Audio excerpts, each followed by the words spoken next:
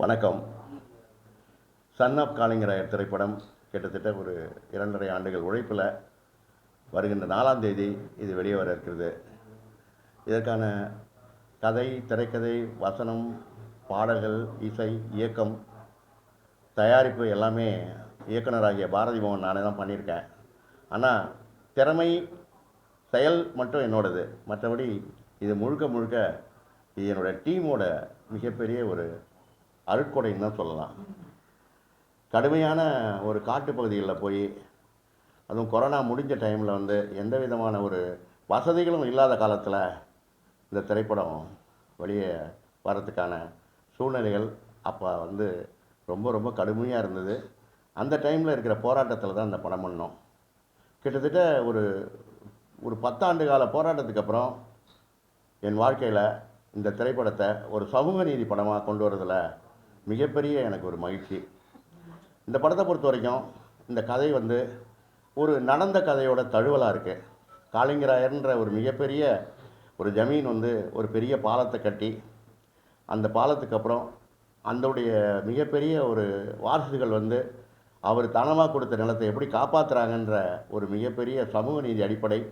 இதில் ஆதிக்க சக்திகள் உள்ள புகுந்து அந்த நிலங்களை எப்படி அபகரிக்கிறாங்க, அதில் ஒரு இன்ஸ்பெக்டரும் ஜமீனோட வாரிசும் எப்படி அந்த நிலங்களை காப்பாற்றி ஆதிவாசி மக்களுக்கும் பழங்குடி மக்களுக்கும் திருப்பி அளிக்கிறாங்க, அதற்கான என்னென்ன போராட்டங்களையும் தியாகங்களையும் எதிர்கொள்கிறாங்கன்றதான் ஒரு கதை.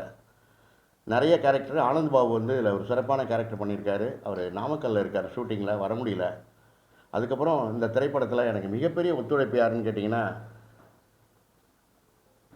உன்னிகிருஷ்ணன்கிற இந்த படத்தோட உதயகிருஷ்ணாங்கிற ஒரு கதாநாயகன். ஆரம்பத்திலேருந்து இந்த படம் ஸ்டார்ட் பண்ணும்போது சும்மா ஒரு ஷெடியூல்னு ஆரம்பித்து, அதுக்கப்புறம் நீங்கள் பண்ணுங்கள் சார், நல்லா இருக்குன்னு சொல்லி அதற்கான எல்லா பொருளாதார ஒத்துழைப்புகளும் பண்ணி இந்த படம் இது வரைக்கும் இங்கே நின்று இருக்கேன்னா அவருடைய மிகப்பெரிய ஒத்துழைப்பும் அவருடைய அன்பும் ஆதரவும் ஒரு குருங்கிற முறையில் என்கிட்ட காட்டின ஒரு மதிப்பும் நன்மதிப்பும் இந்த படத்தில் முழுமையான ஒத்துழைப்பும் தான். இல்லை அதுக்கப்புறம் தென்றல்னு ஒருத்தவங்க நடிச்சிருக்காங்க. அவங்க நிறைய படங்கள் நடிச்சிருக்காங்க. நல்ல கதாநாயகி, நல்ல பர்ஃபார்மன்ஸ் ஆர்டிஸ்ட். அது ஆதிவாசி பெண்ணாகவே நடிச்சிருக்கிறாங்க.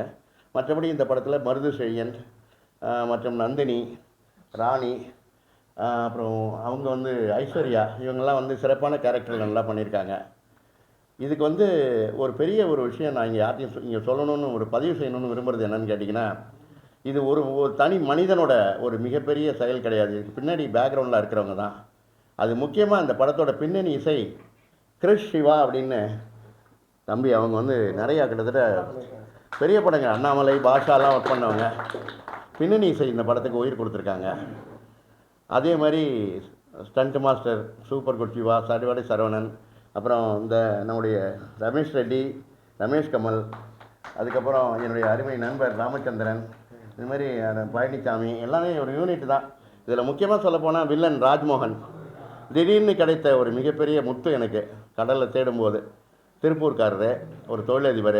ஆனால் நான் நல்ல கேரக்டர் பண்ணுறேன் அப்படின்னு சொல்லிட்டு பண்ணி ஒரு நல்ல பர்ஃபார்மன்ஸ் பண்ணார். அதுக்கப்புறம் பர்மாலேருந்து வந்த மியான்மர் ஜோ, அவர் பேர் ஜின்னான் பேர், அவர் ஒரு சிறப்பான வில்லன் கேரக்டர் பண்ணியிருக்காரு. எனக்கு மிகப்பெரிய உடன்பிறவா சகோதரனாக இருந்து சித்தூர்லேருந்து இந்த படத்துக்கு ஒரு மந்திரி கேரக்டர் பண்ணி எனக்கும் ரொம்ப பிரமாதமான உதவிகள் பண்ணி இந்த படத்தை இசை வெளியீட்டு விழாலாம் சிறப்பாக நடத்தி கொடுத்தது அனந்தகோடி சுப்பிரமணியம்னு என்னுடைய அருமை தம்பி. ஸோ இது எல்லாமே யாரும் கேட்டிக்கிட்ட ஒரு டீமோட ஒர்க்கு. சமூக நீதிக்கான கதை எடுக்கும்போது ஒரு மனிதன் சாதாரணமாக ஒரு கதையை எடுத்துகிட்டு போயிடலாம், ஏதாவது ஒன்று எடுத்துக்கலாம், ஒரு டான்ஸு, பாட்டு, க்ரைமுன்னு எடுத்துகிட்டு போயிடலாம். ஆனால் சமூக நீதிக்கான கதைன்னு எடுக்கும்பொழுது அதுக்கான பொருளாதாரம், ஒரு சாதாரணமான ஒரு எளிமையான இயக்குனர். நான் சும்மா 4 படம் பண்ணிவிட்டு வேலை இல்லாமல் சுற்றிட்டு இருந்தவன். எந்த வகையிலும் எனக்கு வாய்ப்பு கிடைக்காத போது நம்மளே ஒரு வாய்ப்பை உருவாக்கிக்கலாம்னு சொல்லிட்டு தான் இந்த படம் பண்ணேன்.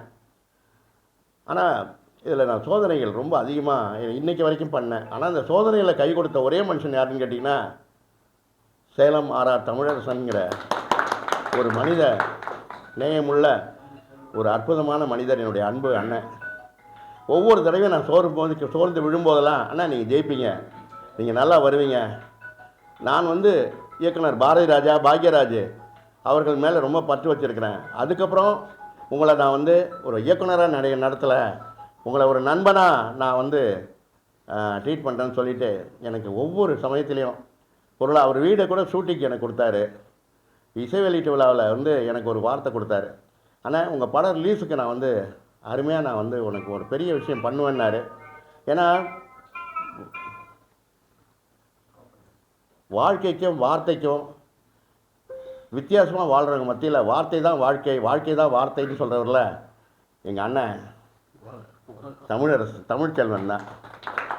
ஏன்னா அவருடைய நல்ல உள்ளமும் அவருடைய கருணை உள்ளமும் அவருடைய சகோதரத்துவமும் எல்லாத்தையும் எளிமையாக பழகிறதும், ஒரு படைப்பாளியாக இருக்கார், ஒரு ப்ரொடியூசராக இருக்கார்.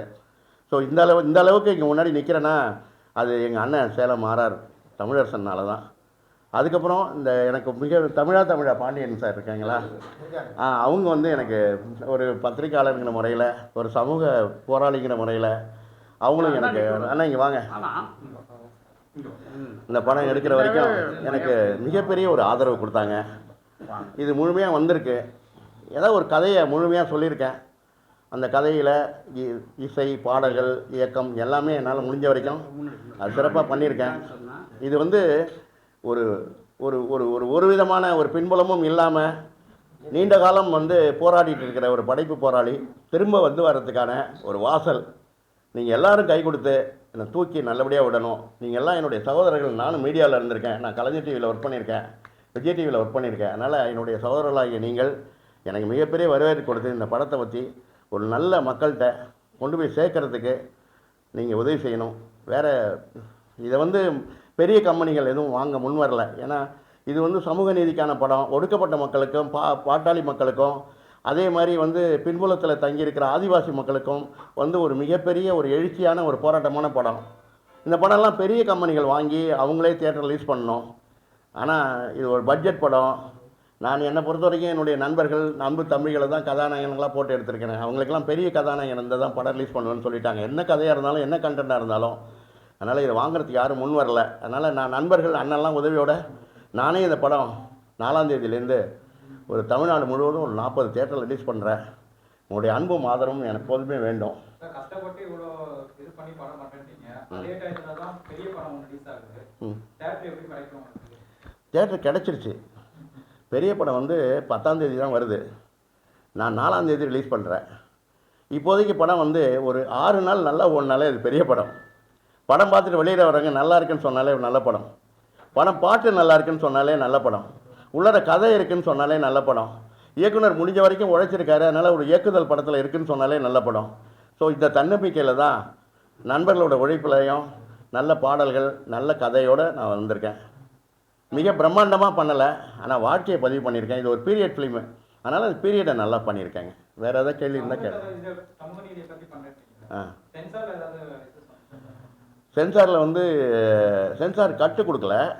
நான் சென்சாரில் பலவிதமான ஒரு மாதிரி கொஸ்டின்ஸ் எழுப்பினாங்க. இது வந்து கம்ப்ளீட்டாக வந்து ஆதிக்க சக்திகள் மலை மேலே வந்து கம்ப்ளீட்டாக எல்லாம் பண்ணுறாங்கன்றீங்க. அவங்க யார், அவங்க எந்த பொலிட்டிக்கல் சேர்ந்தவங்க அப்படின்னு சொல்லி ரெஜிஸ்டர் பண்ணாங்க. இது வந்து அந்தந்த பீரியடுக்குள்ள பீப்புள் தாங்க, இதுக்கு தனியாக குறிப்பிட்டு யாரையும் சொல்லலை அப்படின்னு சொல்லிட்டேன். வேறு ஒன்றும் இல்லை. இது ஆதிக்க சமுதாயங்கிறது வந்து எந்த காலத்துலேயும் வந்து ஒடுக்கப்பட்ட மக்களை அட்ரஸ் இல்லாமல் பண்ணோம். ஏன்னா பாதிக்கப்பட்டவங்களுக்கு நீதியே கிடைக்காத அளவுக்கு ஒரு பிரச்சனை இருக்குங்க. ஏன்னா பாதிக்கப்பட்டவனை குற்றவாளி ஆக்கிற ஒரு தன்மை நடந்துகிட்ருக்கு. அதுக்கு முன்னாடியெல்லாம் எப்படின்னா பாதிக்கப்பட்டவன் தன்னுடைய கருத்துக்களை சொல்லுவான். ஆனால் பாதிக்கப்பட்டவன் வந்து எந்தவித பின்புலம் இல்லைன்னா அவனை குற்றவாளி ஆக்கிற ஒரு சமூகம் இப்போ புதுசாக எழுந்திருக்கு. அதை பற்றி எதிராக சொல்கிற கதை தான் இது. பாதிக்கப்பட்ட மக்களுக்காகவே படம் எடுக்கிற டைரக்டர்ஸ் நிறைய பேர் ஒரு சிலர் வந்திருக்காங்க. அவங்கள ஏதாவது போய் பார்த்தீங்களா? இந்த மாதிரி தான் கதை, இந்த மாதிரி நீங்கள் ஏதாவது சப்போர்ட் பண்ண முடியுமா அப்படின்னு சொல்லி ஏதாவது கேட்டீங்களா? இல்லை, யாருடைய அப்பாயின்மெண்ட்டும் எனக்கு கிடைக்கல. நான் நிறைய தடவை வந்து வெற்றிமாறன் சாரை ட்ரை பண்ணேன், ரஞ்சித் சார் ட்ரை பண்ணேன். அவங்களாம் அவங்கவுங்க திரைப்படத்தில் பிஸியாக இருக்கிறாங்க. நான் அதை போட்டு காமிக்கணும்னு கூட ஆசைப்பட்டேன். எனக்கு அதுக்கான சூழ்நிலையும் இல்லை. நான் இப்போ கரண்ட்டில் இல்லாத ஒரு டைரக்டரு, நான் கரண்ட்டில் வந்து இல்லாத டைரக்டரு. அவங்க என்ன நினச்சாங்கன்னா, இது எப்போயோ ரயிலுக்கு நேரமாச்சே தொட்டில் சபதம்னு ஒரு 25 வருஷத்துக்கு முன்னாடி ஒரு படம் எடுத்தவர் இப்போ அப்டேட்டாக இருப்பாரா? இப்போ இருக்கிற கரண்ட் பீரியடில் இவரால் சர்வே பண்ண முடியுமா? ஏன்னா பழைய டேரக்டர் யாரும் பெருசாக படம் பண்ணலையே, இவர் எப்படி வந்து இந்த படத்தை எடுத்து கொண்டு வருவார் அப்படிங்கிற மாதிரி யாருமே சப்போர்ட் பண்ணல. பெரிய நிறுவனங்களையுமே பார்த்தேன், பெரிய பெரிய வியாபார நிறுவனங்களையும் பார்த்தேன், ஓடிடி பிளாட்ஃபார்ம் எல்லாமே பார்த்தேன். இல்லை சார், இப்போ வரைக்கும் தேட்டரில் வர்றது ரொம்ப கஷ்டம், புது நடிகர்களை வச்சு வர்றது ரொம்ப கஷ்டம். நீங்கள் ட்ரை பண்ணி தேட்டரில் ஓட்டுங்க, தேட்டரில் வந்து நல்லா இருக்குன்னு சொன்னால் நாங்கள் பணம் வாங்கிக்கிறோம் அப்படின்னு சொல்லிட்டாங்க.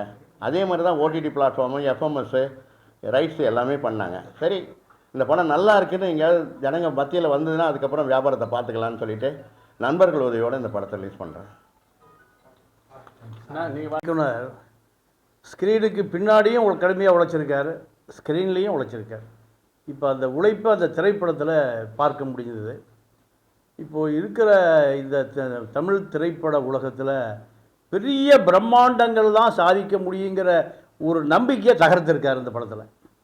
ஏன்னா காளிங்கராயன் என்கின்ற வார்த்தை தமிழ்நாட்டினுடைய காவிரி படுகையில் காளிங்கராயனை தெரியாமல் யாரும் இருக்க முடியாது. ஏன்னா ஒரு குறுநில மன்னராக இருந்த பொழுது ஏறக்குறைய ஒரு 40 கிலோமீட்டர் நிலத்தடி நீருக்காக ஒரு வாய்க்காலை வெட்டி அந்த வாய்க்கால் போய் சேர்ந்த பிறகு யாரோ வழிபோக்க சொன்னால் உன்னுடைய சொந்த பந்தம் உன்னுடைய சந்ததிகளுக்காக நீ வெட்டி வச்சிருக்கேன்னு சொன்னோன்னையும் அப்படியே போட்டுட்டு அந்த ஈரோட்டு காளிங்கராயன் வாய்க்காலை அப்படியே போட்டுட்டு தன்னுடைய சொந்த பந்தம் குடிப்படை எல்லாத்தையும் கூட்டிகிட்டு பொள்ளாச்சி ஜமீன் ஊத்துக்குடியில் போய் ஜமீன் பொள்ளாச்சியில் போய் செட்டில் ஆகிட்டார். ஏறக்குறைய ஒரு 100 கிலோமீட்டர் போய்.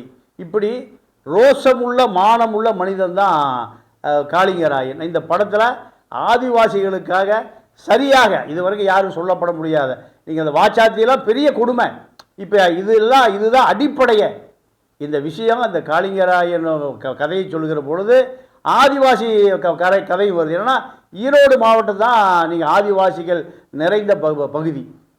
மைசூர் கொள்ளைகளாக பல அர்த்தங்கள் இதில் இருக்குது.